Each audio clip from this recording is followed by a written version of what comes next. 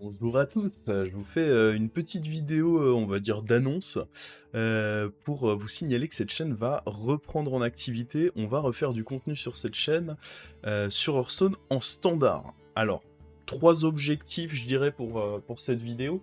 Le premier, ça va être de vous expliquer pourquoi reprendre le standard après un arrêt quand même relativement long, et surtout pourquoi vous devriez faire de même si vous êtes comme moi et que vous aimez surtout les compètes en fait sur ce format.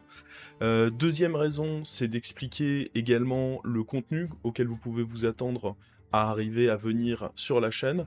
Et la troisième, c'est répondre à d'éventuelles questions qu'il y aurait dans les commentaires. Alors la motivation principale, ça a été les annonces e-sport pour 2026.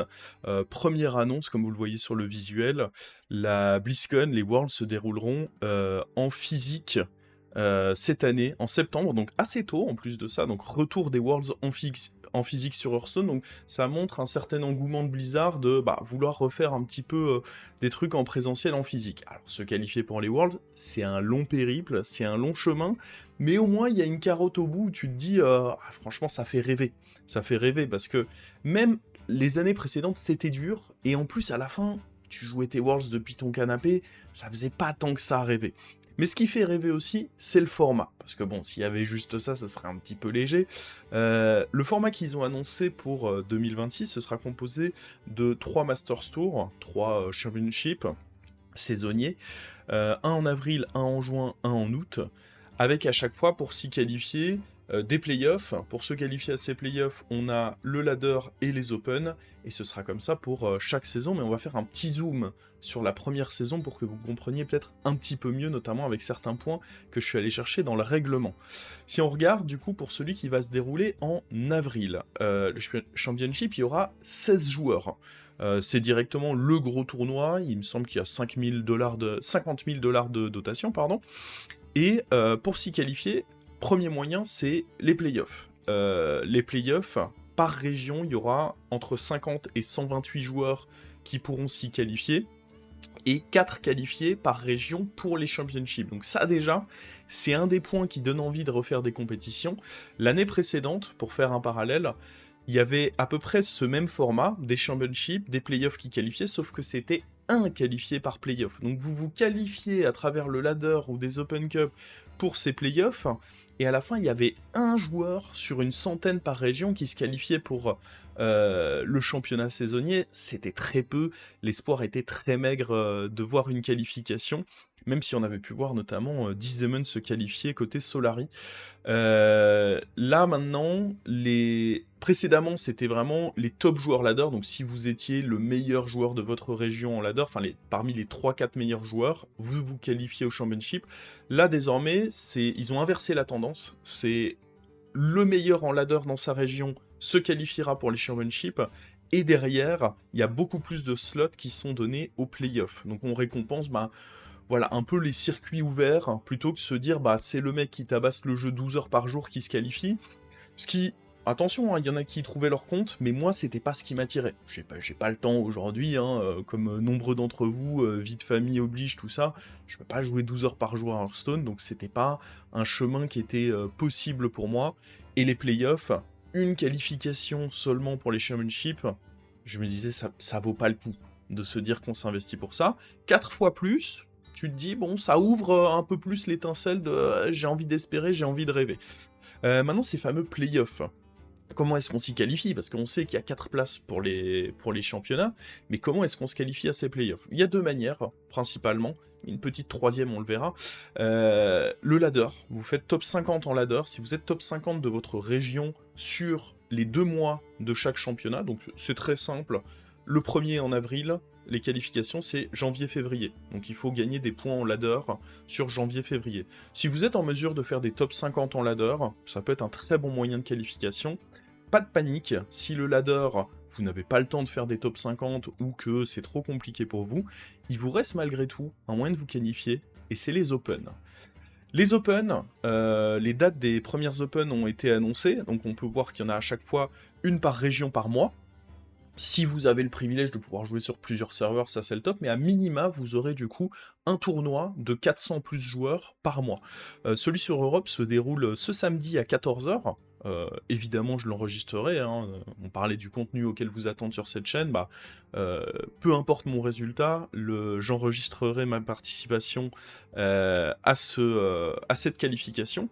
Et donc, bah, 400 joueurs qui s'inscrivent sur ces Open, et à la fin, 4 qualifiés pour les playoffs. Sachant qu'il y en a un en janvier, un en février, ça fait 8 qualifiés par région, donc x 3 régions, il y a quand même 24 joueurs qui vont se qualifier de cette manière-là. Et le dernier petit point, parce qu'on voit dans le point de règlement, il parle également de Weekend Blitz. Alors qu'est-ce que c'est un Weekend Blitz? Alors on ne sait pas exactement, on n'a pas encore eu toutes les infos, mais si on se penche sur le règlement, ils en donnent quand même un petit peu. Un Weekend Blitz, globalement, ça va se dérouler le dernier week-end de la période de qualification, donc... Est-ce que ce sera février ou mars, vu que le tournoi a lieu en avril? Je m'attends quand même à ce que ce soit le dernier week-end de février. Reste à déterminer si ce sera le week-end du 28 février, 1er mars, ou alors le précédent. En fait, ça va être un week-end durant lequel il va y avoir plein de petits tournois, mais capés à 64 joueurs, donc beaucoup plus petits. Toujours open, ouvert à tout le monde, mais beaucoup plus petits cette fois. 64 joueurs, et à chaque fois, un joueur... Le gagnant de ce petit tournoi Blitz sera qualifié pour les playoffs. Donc je m'attends à ce que sur le week-end, bah en fait ils en mettent plein, limite toutes les 2-3 heures, il y ait peut-être un petit tournoi tout au long du week-end, ce qui vous laisse l'opportunité en mode, bah si vous n'avez pas le temps de jouer une grosse open 400 joueurs, si vous allez au bout, bah il faut bien compter, ça va vous prendre une douzaine d'heures au bas mot. Si vous voulez jouer des compètes, mais que vous n'avez pas le temps de passer 12 heures sur une open, le format Blitz est fait pour vous, parce que ça vous permet de tournoi de 64 joueurs, ça vous donne un bon goût des compètes, ça vous permet de vous dire, bah ok, au final ce tournoi, peut-être je peux y participer en 2-3 heures, ça peut être bouclé, et bah si vous allez au bout, c'est directement une place pour les playoffs. Donc j'aime vraiment beaucoup cette structure qu'ils ont redynamisée, de dire, bah déjà, on qualifie plus de personnes via... l'effort, les petits tournois, etc., plutôt que de juste dire faut tabasser le ladder, moi c'est quelque chose qui me convient beaucoup plus. Et bah également le concept de... il y a plein de nouveaux petits systèmes, ces Weekend Blitz, etc., pour plaire un peu à tout le monde au final. Vous êtes un joueur de ladder, vous allez essayer d'aller faire top 50 en ladder. Vous êtes un joueur plutôt de tournoi, bah vous avez les Open, minima une fois par mois, si vous avez le privilège de jouer sur plusieurs serveurs, c'est même plus. Et si jamais vous aimez les petits tournois mais vous n'avez pas le temps, bah il y a ces fameux Weekend Blitz qui vous permettent d'avoir un petit goût et bah en fait qui ouvrent la porte à tout le monde de rêver d'une qualification. Alors peut-être pas aux Worlds parce qu'on sait que c'est quand même souvent des joueurs très très chauds qui se qualifient, mais au moins de se dire bah si je peux participer à un playoff, si je peux participer à un championnat, ça donne l'espoir et ça ouvre un peu plus le contenu à des joueurs qui bah, n'ont pas forcément 12 heures par jour à investir dans le jeu, et je vous le dis, même en tant que streamer, on n'a pas le temps d'investir 12 heures par jour sur le jeu. Bah, j'ai l'impression qu'on a fait le tour pour le format. J'anticipe une première question parce qu'on me l'a beaucoup posé en stream, les gens ont un peu vu que je rejouais en standard, ils ont vu mon passage légende, ils ont vu que je suis un peu monté, etc., que je m'y réintéresse, parce que forcément il faut s'entraîner pour participer aux Open. Donc, on m'a beaucoup posé la question, mais est-ce que tu vas arrêter BG? Alors non, pour moi, je sais que c'est... Il y a deux clans, hein, mais pour moi, il n'y a pas de dualité, c'est pas soit tu joues en standard, soit tu joues à BG.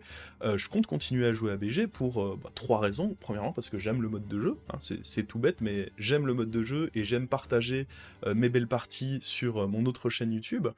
La deuxième raison, c'est que je pense que c'est bien de pas s'enfermer sur un seul jeu, sur un seul mode de jeu, pour s'aérer l'esprit. Pour avoir fait ça en tant que compétiteur, gros compétiteur Hearthstone par le passé, t'as tendance à t'enfermer dans un jeu, et parfois il va te frustrer en fait le jeu.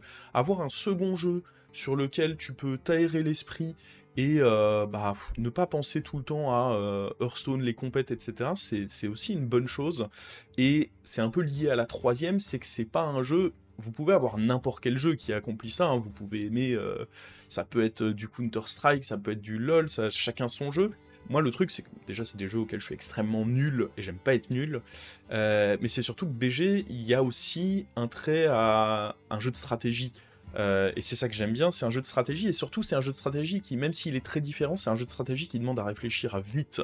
Je vais pas répondre ici à la question de quel jeu demande le plus de réflexion, on n'est pas là pour ça, mais pour moi il y a une certitude, c'est que BG te demande de réfléchir plus vite que Hearthstone, et je trouve que c'est un bon entraînement cérébral de se dire, bah ok, je suis clairement trop lent pour jouer à BG, à top niveau, mais par contre, ça reste intéressant pour moi, en tant que joueur de standard, de me dire, bah BG m'apporte quand même une rapidité de réflexion que derrière je peux transposer sur le standard.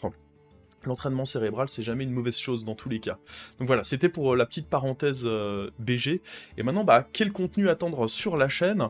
Tout simplement du ladder, hein. J'ai commencé timidement, pour l'instant on est classé 148e Europe, c'est pas encore assez pour prétendre à une place via le ladder, mais on fait notre petit bout de chemin, il reste une dizaine de jours au mois de janvier, qui sait.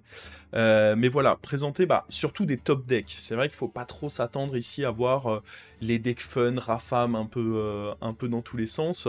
On va surtout se concentrer sur quels sont les decks forts et efficaces, essayer de présenter des sessions en top ladder, montrer un petit peu le niveau compétitif, ce que c'est, et à côté de ça, les open, évidemment, ça c'est du pain béni, je pense, pour tout créateur de contenu, hein. Pour en avoir regardé l'année dernière, quand on voyait OD, Tars, Disdemon participer à ces Open, ça donne des frissons. Suivre ces Open Cup, que ce soit en direct ou en VOD, voir le parcours vibrer avec les joueurs et derrière ces joueurs, moi je sais que c'est quelque chose que j'apprécie, et ça me ferait plaisir de réussir à partager ça sur cette chaîne, donc ça va clairement être un des objectifs. Et puis qui sait, si jamais on arrive à se qualifier pour les playoffs, ou si jamais on arrive à se qualifier pour les championnats derrière, encore mieux, voilà, des petites vidéos retraçant un peu le parcours. Voilà à quoi vous pouvez vous attendre sur cette chaîne. Donc n'hésitez pas, comme je disais, cette vidéo elle sert aussi à poser vos questions, si vous avez des questions sur le format que j'aurais peut-être pas assez détaillé, comment se déroulent les compètes, comment vous pouvez participer, les liens, si vous voulez participer, même juste me dire oh ouais trop bien, je suis chaud de moi aussi faire des Open Cup et moi aussi reprendre le standard. Enfin voilà, l'espace commentaire est ouvert, je répondrai à toutes les questions, et sur ce, je vous dis à une prochaine vidéo. Ciao ciao.